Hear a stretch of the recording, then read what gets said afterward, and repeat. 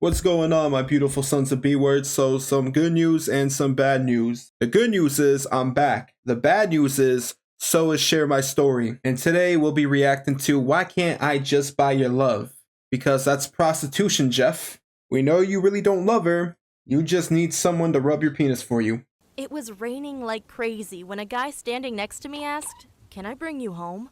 I thought, what a creepy question. That is a creepy question. He's probably a creepy dude. Handsome guy I'd ever seen. Oh, and that's how the perspective "I also have changes. some candy." And look, there's probably another detail that's missing from this story. Like, for example, probably like flashed his expensive ass watch and probably dropped $30,000 on the floor by accident. Like, oh, silly me.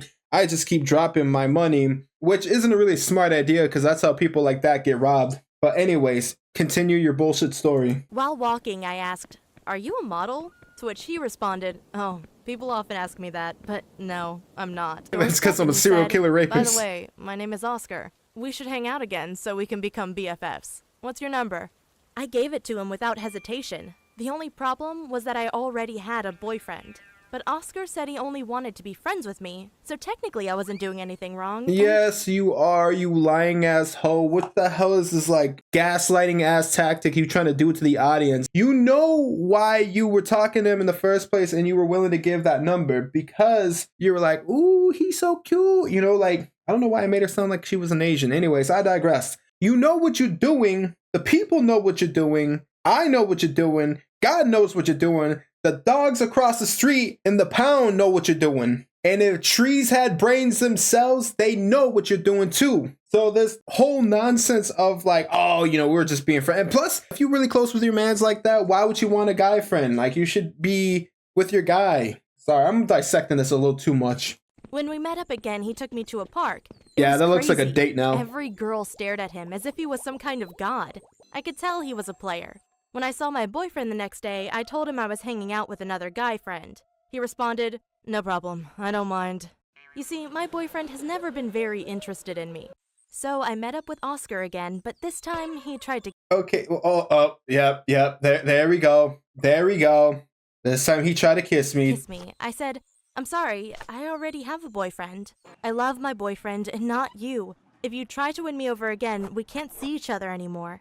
The next day, I met my boyfriend and felt incredibly guilty. Why the hell does your boyfriend look like he's not doing anything with his life? Like, every shot, he's just doing bum-ass activities. I see why you threw yourself out there. You want to see if you can catch something that has value, and then maybe you'd be like, okay, I have a good reason to leave my man because, like, he ain't really doing nothing with his life. But then you kind of realize this little, like, Tom Holland knockoff is not what you're expecting to be, and you realize, you know what, this dude can be kind of crazy, so maybe I should keep my distance. You see, my boyfriend was the opposite of Oscar. He only played then video why games be and with him? Attention. He had even forgotten my last 2 birthdays. But I kept How are you in love? Oscar, Man, you set the tone so he low bought for a yourself. bigger and more expensive gift. We met up at a mall. My boyfriend greeted Oscar. "Hey, nice to meet you." "Nice to meet you too. I gotta tell you, you have an amazing girlfriend." "Yeah. I wish she was mine." What?" Oscar turned to me and said, "I would treat you like a queen and kiss your feet every day." "Yeah, I know that's what turns you on." He smiled while I was blushing like a bright red tomato. I knew my boyfriend was mad, so I told him, "Okay, let's just go home." You know what? I don't think it's necessary to watch any more of this.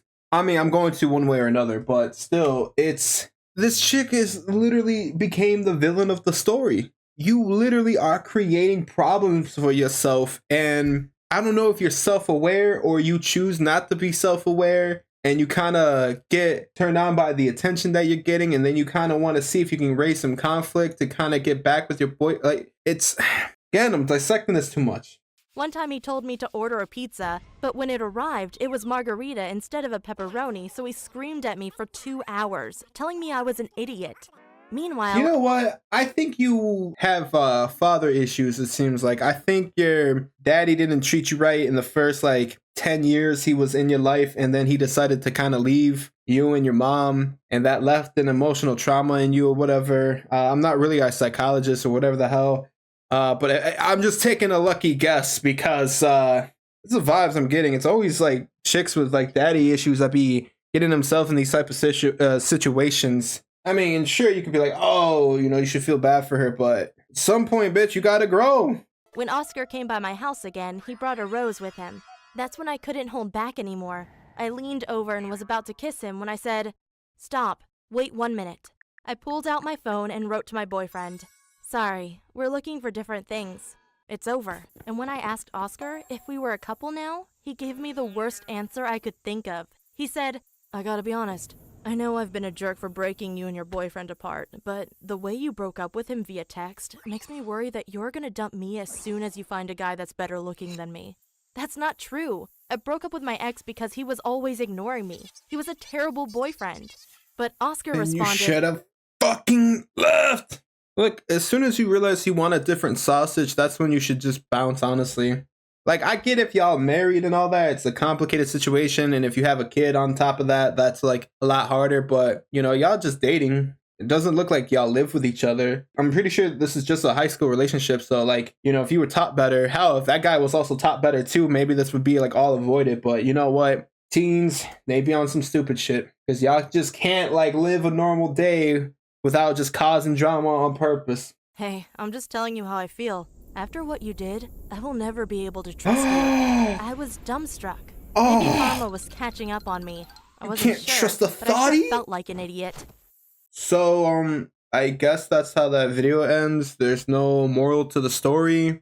Everybody in this video is just objectively horrible human beings. You know, I'm pretty sure that dude's probably gonna catch something. His dick's gonna hurt a lot, and the girl's probably gonna be a stripper, and her ex is probably gonna be a redditor for the rest of his life. So yeah, I guess you have to take something away from here. It's don't be like any of these people in this video. Hell, be better than me if you could, which might be hard because I'm almost perfect. But anyways, that's about it for this video. So I'm gonna catch y'all on the next one. Peace out.